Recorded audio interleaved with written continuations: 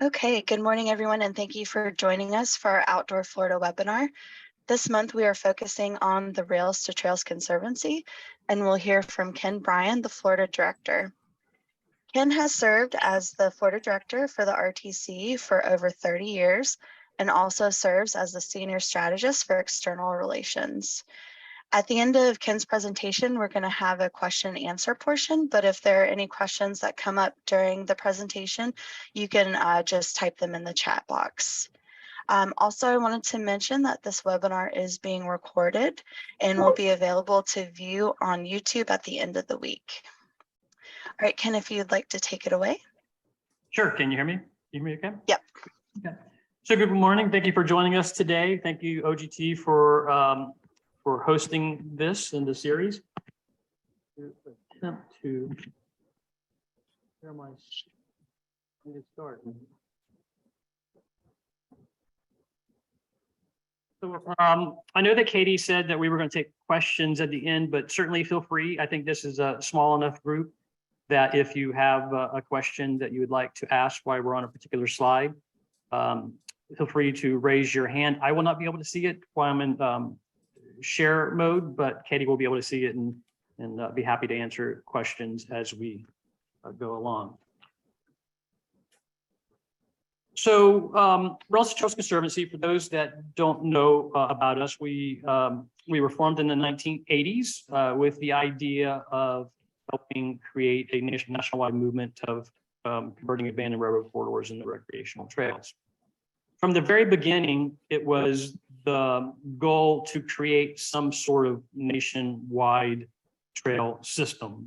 But, you know, in the early 80s, there weren't a lot of trails out there. And rather than try to, you know, it really would have been, you know, chasing our tail, trying to identify a route at that particular time. So we knew at some period that the trail would start to build itself and it would become apparent where it should go. And that's indeed what happened. And it really kind of is a spinoff. One of our initiatives is called our Trail Nation program.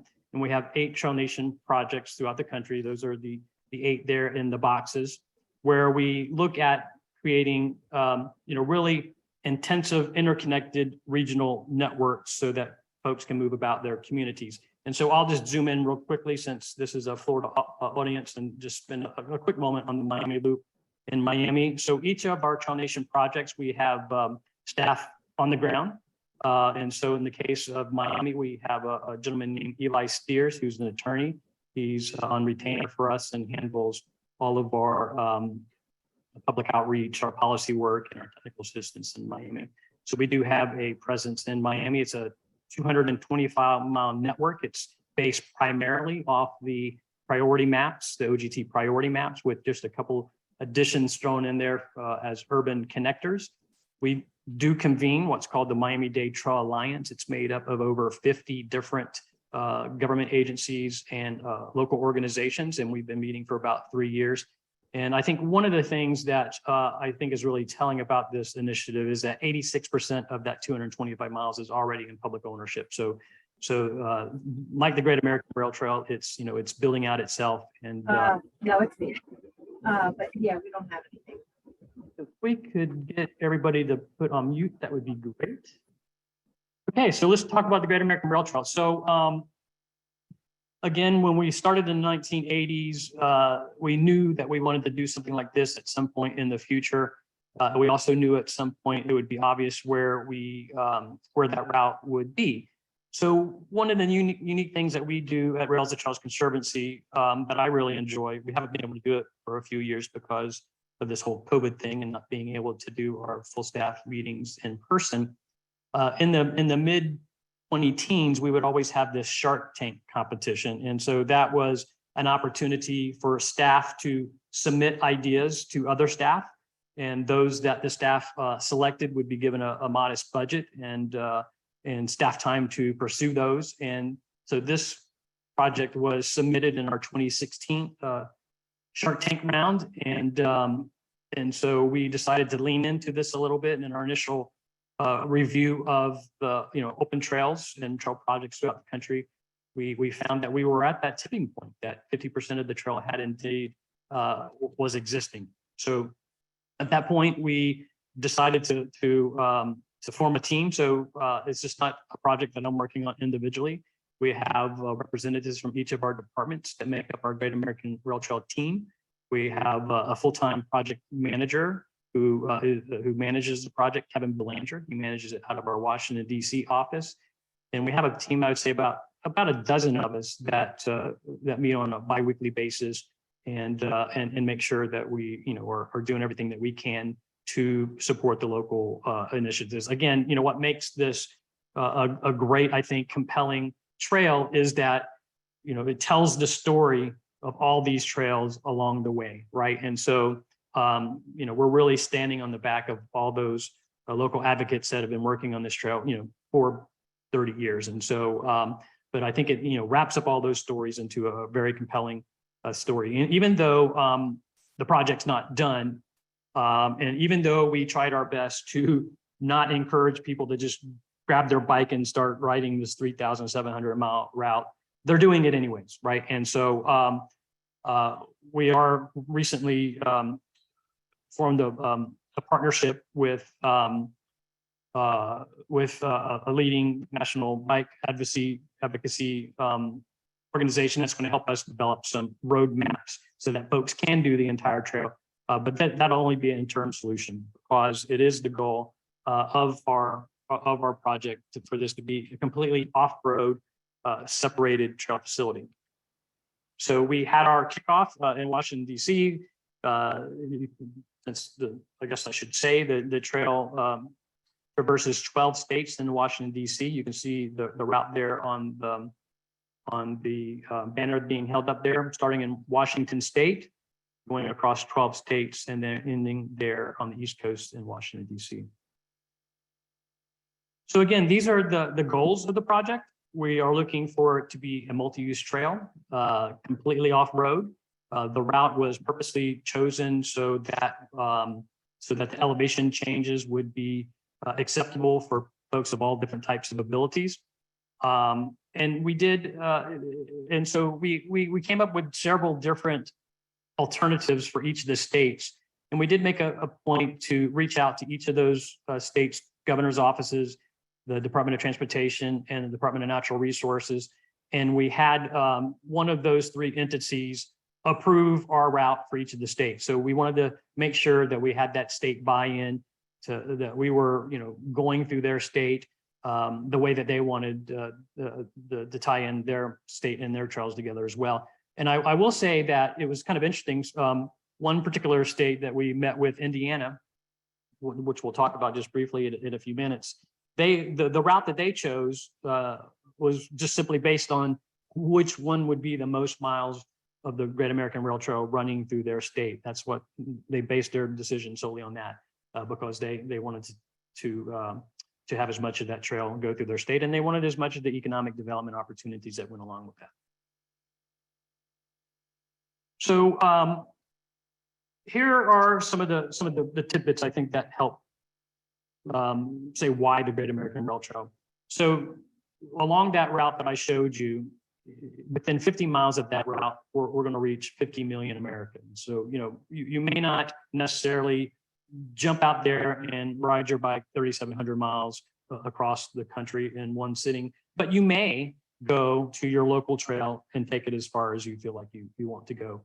And so again, in addition to being a backbone system across the state, we want to inspire other communities to want to connect into that and be part of that. So although this may be, the fixed route, it's about inspiring others to connect to it and build that route even further. And if we have time, so we have this GIS webpage that we have developed. And if we have time, we can jump in there and we can walk through parts of the route if you have any questions. So I had mentioned previously that we had the state approve each of the routes that were selected, and making sure that those routes, of course, met one another at the state boundaries. You'll see the lines in green, that's existing trail. So you can see it's really mostly developed east of the Mississippi. my focus is east of the Mississippi and railroad relations along the corridor. Then you'll see in red, those are planned corridors, and then you'll see those boxes. You'll mainly see the boxes as we start more to the west, and those where we didn't feel like the alignment was mature enough that we could go put it out there for public consumption. So we wanted to be very careful that we, meet with all the partners and as many of the landowners along the way before we go identifying a route. I will say that Kevin Belanger, who is the manager of this project, he and part of his team went through every single state trails plan along the route, every single regional plan, every local plan. So hundreds and hundreds of plans they scoured to be able to see what where the plan segments were to help weave together the open segment. So a lot of upfront work was put into developing the route and getting us this far. Again, so Ohio, I thought it would be neat to see some of the states where the progress is really happening and happening quickly. So 231 miles existing in the state of Ohio. It's about 69% complete. And so Ohio does have a program that helps fund. They have a Clean Ohio Trails Grant that's has funded most of the segments there and will be a big part of completing that state. In each state, we try to have a catalyst project that we can lean into and help raise the profile of that and help the locals move progress forward. Indiana. So I spoke a little bit earlier about Indiana. Indiana is an amazing story. I don't think a lot of folks may not be familiar with the Indiana story. They, Governor Holcomb, created a next level trails program. So they had submitted some excess revenue that they had generated by renegotiating one of their tollway leases, generated quite a bit of revenue for the state. The governor decided to invest $90 million into starting the next level trails program. So $90 million exclusively dedicated for trails. Obviously, we have a goal of trying to get as much of that funding allocated to segments of the Great American Rail Trail, and I think the Great American Rail Trail as a project is punching above its weight within that program. They, in addition to that 90 million, just here in the last year, the governor took some of the federal recovery dollars, the 60 million, and put in an additional $60 million into the program. So the program has had $150 million put into it. Again, this is exclusively for trail acquisitions. And, so a state the size of Indiana is really, making some large investments in trails. In fact, it was those steps that the governor took that was the reason why we selected him as our rail trail champion for 2022. And we recently gave him that award just about a month ago or so. And so and I will also say that even though you'll see Indiana is only 54% complete, Governor Holcomb threw down the gauntlet and he said he wanted his state to be the first one completed, and has challenged his staff to do so. And they certainly have their hands full because their neighboring state, Illinois, is 85% complete. So there's only 4 gaps in the state of Illinois. The alignment is predominantly made up of the Illinois-Michigan Canal and the Hennepin Canal Parkway Trail. And so there's 4 gaps. We are currently, Rails to Trails Conservancy is working with the locals there and around Bureau Junction and LaSalle to fund a feasibility study that will help really nail in that alignment. And then also if the route that's chosen is along a rail corridor there, will help with negotiating with the railroads in that process. But so, yeah, only 4 gaps. And out of those 4 gaps, one of those we anticipate to be closed in East Moline here soon. So they may be down to 3 and less than 15% to go. So Indiana has their work cut out if they're going to catch up with Illinois. And then I'll just go through Iowa, right? So, the little state of Iowa is also really recognized the benefit of trails. So there's some similarities between Ohio and Florida. In Florida, we previously had Preservation 2000, now Florida Forever, overwhelmingly passed by the voters. Not necessarily what those that worked on that last ballot initiative were hoping. The initial thought was that the Greenways and Trails program, a part of Florida Forever, would be fully funded as it had been previously in Preservation 2000. We haven't quite been successful in that yet, but similar situation in Ohio, in Iowa, where the voters passed the creation of the Outdoor Recreational Trust Fund, but it was contingent upon action by the legislature, similarly to how our program is passed by the voters, but then the legislature allocates those funds. In this case, the way it was written, it required a sales tax increase. So the voters approved the initiative, approved the sales tax increase, but the legislature has failed to act in implementing that program. So we're hopeful that it did get introduced in the Senate last year by a influential senator. So we hope that the momentum will continue next year, and that program will be funded. Potentially, that program potentially is a $300 million a year program for Iowa. And again, that's on the scale of what Preservation 2000 and Florida Forever was for the state of Florida. And so obviously the state of Florida has a much larger budget and a lot more expensive real estate, but Iowa is really stepping up and making heavy investments in trails. And then just lastly, the last state that I'll go over in any detail is in Nebraska. You'll see there the Cowboy Recreation and Nature Trail outlined there on the map. That was a 300 plus mile corridor that the Rails and Trails Conservancy donated to the state of Nebraska. The state is responsible for developing and managing that. So a large chunk of that the mileage in Nebraska is because of that Cowboy Line Trail. And there was there to the east of Nebraska, just east of Lincoln, there was an $8 million allocation by the legislature last year to pursue closing that gap. And there's some effort there to close the gap between Columbus and David City. You'll see that's like the third square over from the right. So a lot of exciting things are happening in the state of Nebraska as well. So what's upcoming for the Great American Rail Trail? I think one of the things that I'm excited about is, the world that we live in. Influencers seem to have a lot of influence. So we have actually hired some genuine internet influencers. At least I'm told they're genuine internet influencers, and we're taking them across the state of Indiana on the trail here in a couple of months, and they'll write about their experiences. Some will be experienced cyclists, some are not so experienced cyclists. So I think it will generate quite a buzz and quite a bit of interest and quite a bit of different perspectives to follow. So be on the lookout for that. We're also, signage. We were kind of very conservative on signage at first because we wanted to be very mindful of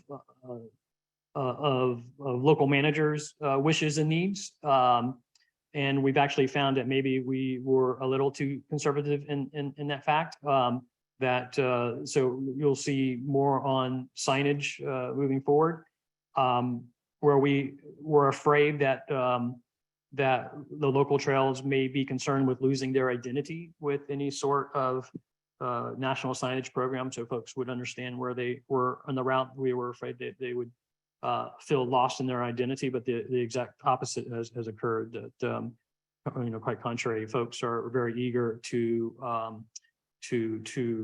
put out there that they're part of this trail and how it ties into to their neighboring trail as well. Another thing that we started doing is annual stakeholder meetings. So every year we pull all of our partners together in a particular state to talk about progress and to talk about where the needs are. And I think that is really helping folks, meet their neighbors and network within their state as well as it's helping us make sure that we can prioritize resources to support the local efforts. So that's the bulk of my presentation. We can go into some questions, and then if there is a desire, we can also go into the GIS page and we can drill down to sections that folks may have questions about. Yeah, thanks so much, Ken, for that informative presentation. Like Ken was saying, we'd like to open it up for questions. Please feel free to unmute yourself, or if you'd like to type any questions into the chat box. Oh, we have one question. Does the RTC have a newsletter? Yeah, so, well, it's not a, well, we have electronic newsletters. The only printed sort of newsletter, if you will, is our national magazine, which is a full color magazine, kind of what you would see on a coffee table type of thing. It's distributed 3 times a year, and then we do one electronic edition each year as well. And then we do have various, yes, newsletters, depending on if you're a trail manager, we have one oriented to trail managers. If you're an advocate, we have one oriented to be an advocate. We also have one that if you're more into policy for the policy wonks, we have one oriented towards them as well. Okay, great.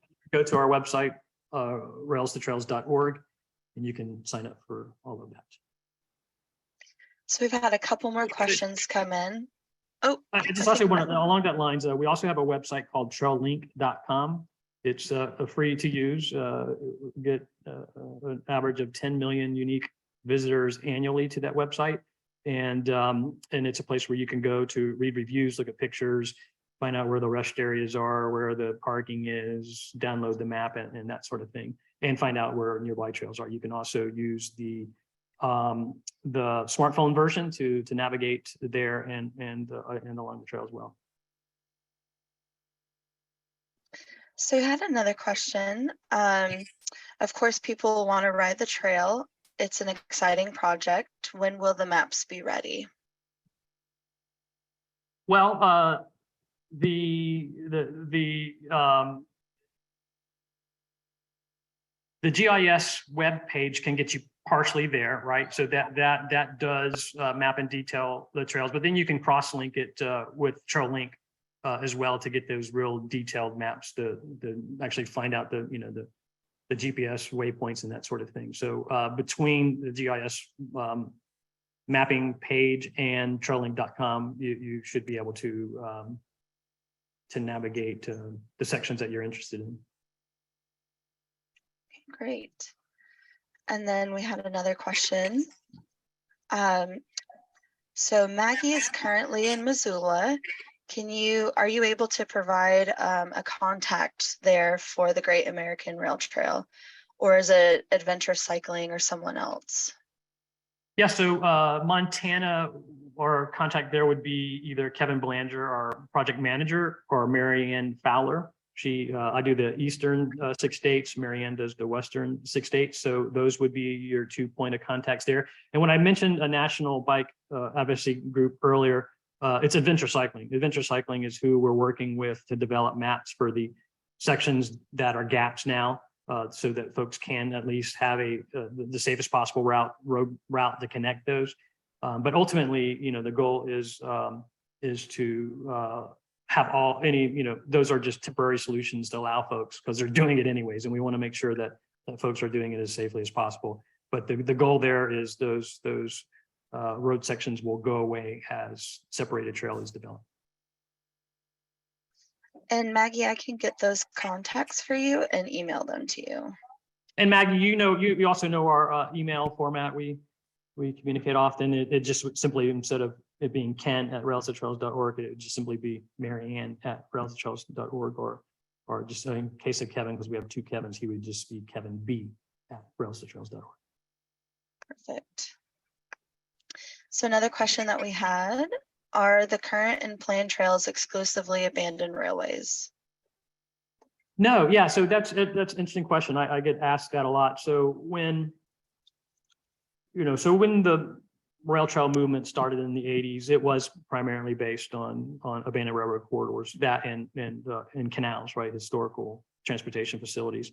But as the movements matured, and as you start creating systems, you know, we realized, everybody realized, it's going to take more than just abandoned railroad corridors. It's going to take every little sliver and slice of piece of land you can get to create functional long distance networks. And so there's no difference with this trail as well. Again, in Illinois, the route is primarily based on canals. You know, remember, the canals were here first. The railroads then put the canals out of business, and the railroads, you know, at the peak in the U.S. had 300,000 miles of active rail line. We're now down to about 140,000 miles of active rail line. So 160,000 miles out there, you know, a lot of which, 35 or so thousand of which have already been converted into trails, and 6,000 of that are rail bank corridors that have been preserved. So, so yeah, it's going to take every bit of, you know, every piece of land we can get our hands on to make this happen. So I have another question from Mike Stevens. Any possibility for a southern tier route? Hey, Mike. Yeah, you're going to give my whole organization a heart attack, right? We're so all in on the Great American Rail Trail. You know, I don't know if any of us have the capacity to even take on that conversation, but you know, there are other long distance trails. You know, we do share an alignment with the Discovery Trail, and the Discovery Trail does more of a southern tier crossing. So you could weave together the American Discovery Trail along with the Great American Rail Trail to do it. So it sounds like you're planning your next summer. So reach out to me and let's see if we can, how long it might take us to do it. Thanks, Ken. So the next one that we have regarding the RTC outside of the Miami Loop, are there any future plans for trail development elsewhere in the state of Florida? Oh yeah, I mean rail trails are happening, right? You know, with or without us, they're happening, and that's an exciting you know, story. I can tell you, 30 years ago, when we would go in some parts of Florida, some parts of rural Florida, we would have to make an escape plan when we'd go to a public workshop. Not everybody welcomed us into the community to talk about trails, and we literally, I think Jeff Kabati was on the call. He was with me many of those years ago, where we would actually make an escape plan. Say, okay, if there's a mob, you know, forget the slide projector, because back then, you know, let's just, you know, you get to the car, roll the window down, I'll jump in and we'll peel off. You know, now it's a much easier sale. And I think one of the, you know, what I really think is a, you know, a stamp of we've arrived is when you look at the earmarks, right? If you added up the math of all the trail earmarks, not all of those made it through from start to end. But if you look at what the legislature passed, there were, if I got my math right, $35 million worth of trail earmark projects submitted. That's amazing, right? That, you know, that is, you know, that's a lot of legislators wanting to get their trail funded and not wanting to wait in line for 5 or 6 years for funding. That's a real need, and that's real excitement. The local grant program that the round that was just closed in the July by state reps, over a dozen state reps submitted projects for that program. You know, trails are punching above their weight. Every time that one of these cycles open up, they just get nailed with applications. So I think that is a real testimony of the need. You know, yeah, we talk about the increase in federal investment. It is a lot of money, but it's not even filling the existing need. And I think all of those earmarks, I think earmark is the most aggressive pursuit of funding that you can do. And if someone's willing to go to the most aggressive avenue to pursue funding, I think that means we have a real strong movement. I have another question here from Ron Gagowi. Is there any portion of the plan or proposed trail undergoing any negotiation with an active railroad to buy the rail. Yeah, I heard the question. You were breaking up a little bit, Katie, so I don't know if I am breaking up, if it was my end. Can you hear me? Oh, I can hear you. Okay. If So you need me to repeat the question, I can. no, I heard it. I just want to make sure that that I was coming through clear. So there, just to kind of step back and talk about rail with trails for a second, there, you know, there are over 400 examples, successful rail with trails. In fact, the Federal Highway Administration just last year released their guidance on rail with trails, and in the press conference that they had, they specifically touted the safety of these facilities. In fact, our research showed if you take the combined history of all those rail with trails, smashed them together, 2 documented fatalities. You know, that's because rail with trails actually can help a railroad. But railroads have huge trespassing problems. Creating a co-use facility takes people off the middle of the track and puts them in properly designed public space, most of the time separated by a fence or, you know, a minimum space distance. I can tell you, I was I won't name the railroad, but I was recently having a conversation with them about a section of Great American Rail Trail that we're trying to route along an active rail corridor. And the folks that I met with were completely unaware that their railroad had 41 documented rail with trails. They were stunned to hear that number. And I said, that's good. That means they're not a problem, right? There's 41 of these things and they're not a problem. If you've never heard of them, that means they're working the way they're supposed to be working. Because if there were problems, you would know that you had 41 of these things. So yes, so the answer to the question, we are actively working with railroads on co-use. Some easier than others. Some, my experience, one of my responsibilities is to help with negotiations with railroads and to be the liaisons. Is the short line railroads tend to be more progressive in that regard, and the class ones tend to be harder, and it's a case by case basis. You know, expect to be told no 6 times before you get your yes, but they do it, and all class ones have you know, several at least railroad trails. So our next question from Lyle, and I know this is a question we all get a lot, but as far as the RTC is concerned, are e-bikes allowed? Hey, Lyle, it's good to hear from you. Lyle used to be on our Rails to Trails Conservancy Advocacy mountain bike team and pretty much won everything he entered back in those days.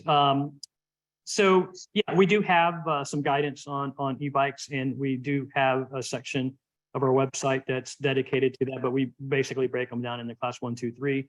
We also, you know, our position is it's a decision of the local land manager. So, you know, your case of your trail, well, it would be, you know, we would look to you to tell us what your regulations were, and we would want to make sure we included all that information on Trail to make sure that if folks learn about the trail from us, that they're going out there and doing the right thing and riding at the right speeds in the right vehicles.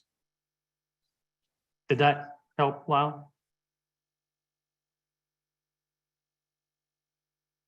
Yeah, that's good. Just with it going through so many communities, like for us here with the Coast to Coast Trail, you know, operationally, we think we have a handle on it, and we're allowing it based on the state's definition in state statute 316 of a bicycle.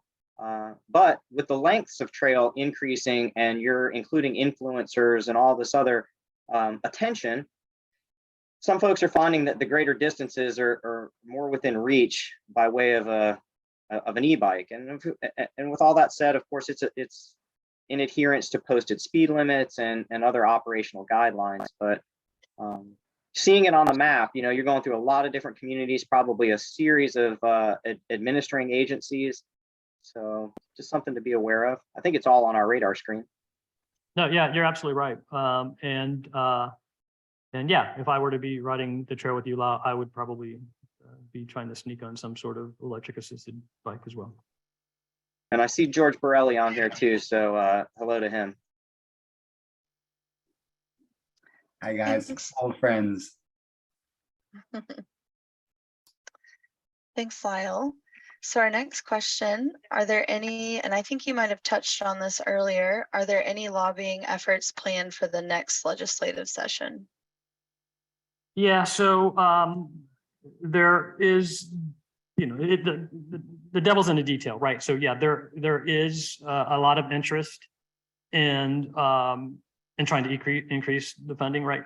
Eventually the increase to the transportation alternative program, eventually, that will start to flow. We're still, waiting for some guidance there from Florida Department of Transportation, but certainly at some point, that money will start flowing. There has been some discussion about trying to increase the SunTrail dollars, and there has been some talk about trying to get the faucets turned back on to the Greenways and Trails Acquisition Program too. I think that particularly would be a good thing to do because we got this great Greenways and Trails Council out there, and I think that when the council, when they're most engaged is when there are, when there's funding to be distributed. That's when folks get the most excited, and I think that's is when there's the most momentum that comes out of the council. So would love to see that program funded. I think the devil, so with the Florida Forever, it's just a matter of, being able to compete with some of the other interests that have been more successful from us. And, the Springs, Everglades, and, some of the other focus areas have, their constituencies have been real successful in getting Florida Forever money dedicated to theirs. I think we need to, as a movement, figure out how to, to get back in line, because the Greenways and the acquisition program was a big part of Preservation 2000. And it was the first, and it was a big part of the early years of Florida Forever. And if you look at the coast to coast trail now, and you look at the West Orange trails, and you look at the East Central Regional Rail trails, and you look at the Withlacoochee state trails, and you look at the Van Fleet state trails, those were all, part of the Greenways and Trails Acquisition Program. It was those dollars that, it's almost the same story as the Great American Rail Trail. The Coast to Coast Trail was building itself out, and it took then concerted efforts that all the TPOs and the local got to organize and said, let's finish this thing out. Let's take it on across the finish line here. So yeah, and you don't see large corridors as common now without that program being funded. I mean, I know that Sarasota County has done some big lifts on some large dollar acquisitions, Pinellas County as well. But so I think the Florida Forever could be the easy way to increase funding. The SunTrail is going to be a little bit more complicated because certainly the needs there, if you look at how much is requested of that program versus what they're able to fund, the need is there. But that was funded with new vehicle registration fees. And so that's a finite number that's shared with many other uses, affordable housing, to name one of them. And so that's a harder conversation. But I do think that incoming speaker Paul Renner, I get the sense that he appreciates trails. Senator Pasadomo, I think she also could provide some leadership in the Senate. So the next 2 years will probably be our best shot at it for a while. So there's conversations that started, but we haven't gotten down to the level of detail of like how much and where from. But it needs to be presented with facts and with I think we can, by facts I mean the demand, right? We can show through earmarks, through how much money is currently being requested and how much is being funded. We need to make that ask based on the quantitative data that's out there now, which is strong on our side. Thanks, Ken. And Maggie had a comment just highlighting the numerous rail trails along the coast to coast and St. John's River to Sea Loop, and also that Class 1 e-bikes are allowed in Volusia County.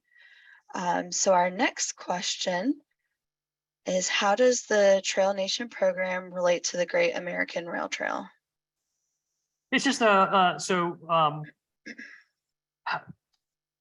they're similar into that we have dedicated Rails to Trail staff to work on those projects. So that's one common thread.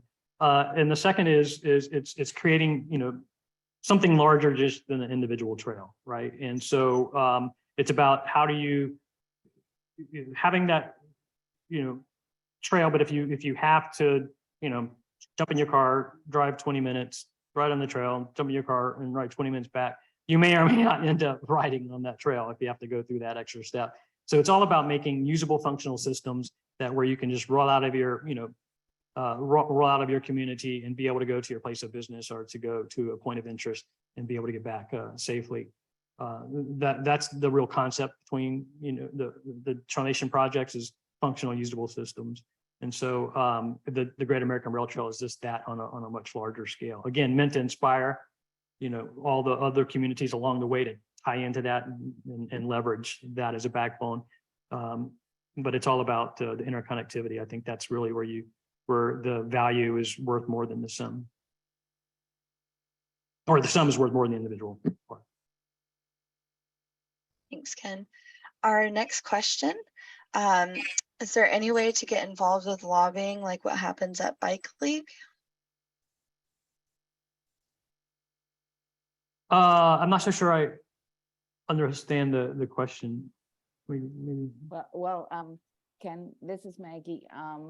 At the League of American Bicyclists, when they have their annual convention, there's a big lobbying event, and we took part of Team Florida to talk to U.S. Elected representatives, and I just wondered if there was anything similar or possibly planned for Florida representatives. We have had a lobby week in the past when we've had active legislation, you know, as you know, as a way of, you know, as a strategy to move that legislation forward. We have not, you know, because we haven't gotten the conversation moved along far enough, so we haven't tried to build any, you know, events to support that yet. Not out of the question. But regarding the National Bike Week, so our Washington DC office does coordinate a lot with LAB on those visits, and I've attended them in the past, but I just it's tough anymore to try to participate in everything. But I'm glad you're there and helping push trails to the Florida delegation. Thanks, Maggie. So I do believe we have some time, Ken, if you would like to pull up the website where people can access the Great American Rail Trail GIS. Okay, and so for the professional planners on the phone, you will soon find out that I am not a professional planner, but I am on the phone. So this is the URL right here, railstrails.org, Great American Rail Trail /route. So feel free to visit this anytime you want to. Just click here to enter it.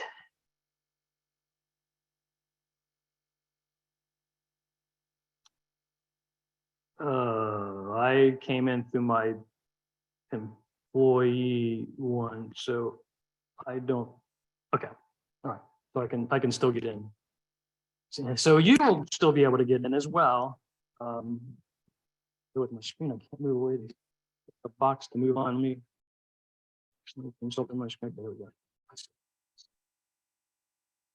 So yeah, so for folks that were at the Trail Summit in DeBerry not that long ago, you saw a presentation on the Great Allegheny Passage.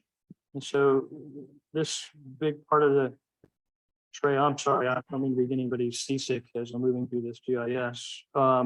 That's this whole section in here is part of the Great Allegheny Passage all the way to Cumberland. Already existing trail, combination of abandoned railroad corridor as well as canal. But you know, what a great way to start the trail, to be able to have that much trail on the ground. Great trail.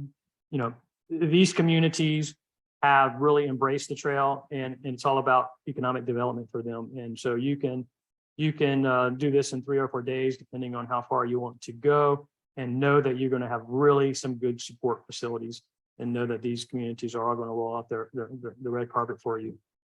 So that's going to be a spectacular part to visit. And so moving into West Virginia, there's just a very, I think, 7-mile portion in West Virginia.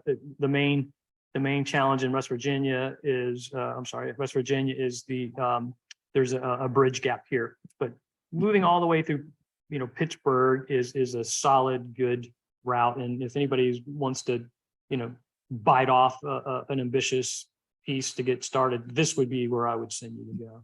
I would either send you to this piece or if you really wanted something that looked a little bit different than Florida, I would send you to the western piece. A little bit harder to travel to from Florida, but if you really want to make a family vacation out of this is the station to do it. Again, went kind of through Ohio, Indiana, and Illinois earlier. Again, wherever there's a big gap, we want to be ultra conservative. We have some ideas internally where that can go, but we're really looking for the locals to drive where these gaps, where the alignments would be to close those. So, so as you start to move west, you can really start to see the gaps. And this is where we're going to rely heavily on partnerships with the railroads. Canadian National, Burlington Northern, Santa Fe is real big in these areas. So you'll likely see a lot of co-use in these sections. Also, we're being very conservative and respectful on how we reach out and communicate with the tribes. We have reached out to many of the tribes to have representatives be part of our advisory council.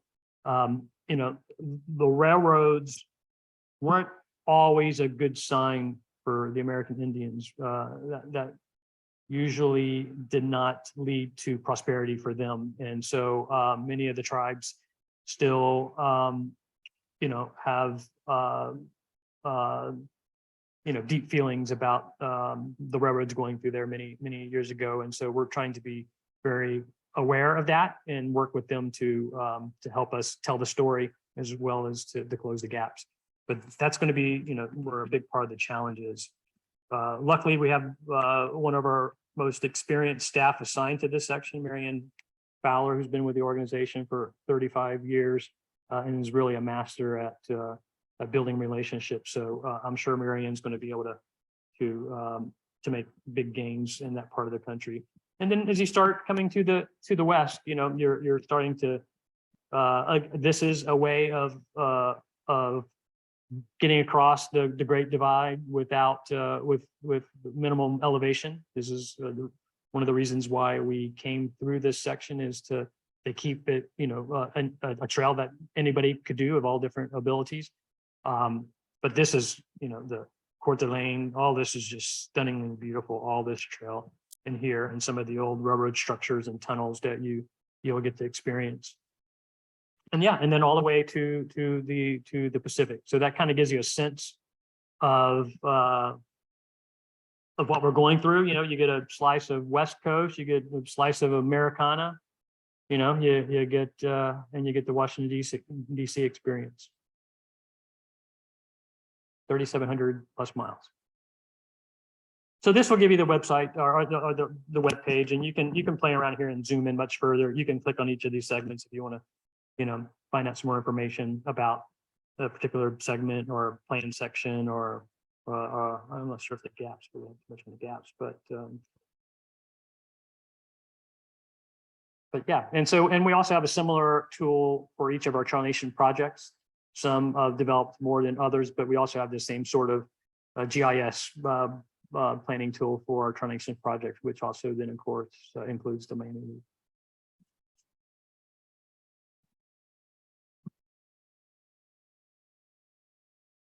So unless folks have some more questions, Katie, I think I'm done. This week.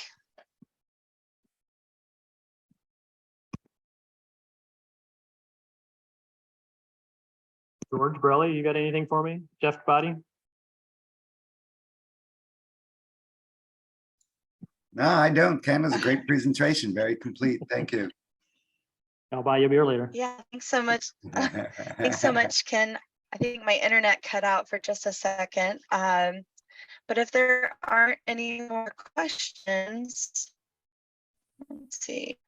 Hey, If there aren't any more questions, oh, go ahead, Sam. I was just gonna say, I can't see everybody's faces except for Ken's, but thanks, Ken. And I see George, see your name.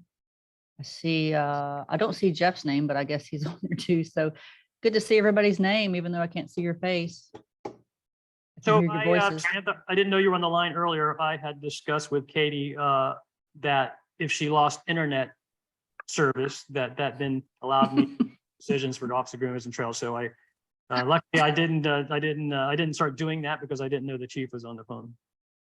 Yes, here I am in all my glory.